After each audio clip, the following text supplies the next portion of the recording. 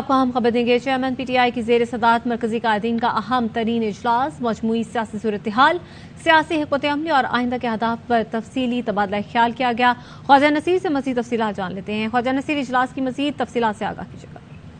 बिल्कुल जी, पाकिस्तान तहरीक इंसाफ के चेयरमैन इमरान खान की जेर सदारत मरकजी रहनुमाओं का इजलास हुआ है।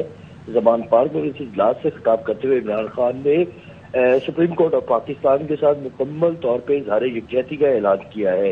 इमरान खान की जानिब से PDM के सरबरा मौलाना फजलुर रहमान का जो ऐलान है कि रेड जोन के अंदर वो मुजाहिरीन को लेकर जाएंगे, इस पर शदीद गम गुस्से का इजहार किया गया। उनका ये कहना था कि रेड जोन पर मुजाहिरीन को लेकर जाना बुनियादी तौर पर आला अदलिया को दबाव में लाने की कोशिश है, जिसकी तहरीक इंसाफ हर सूरत मजम्मत करती है।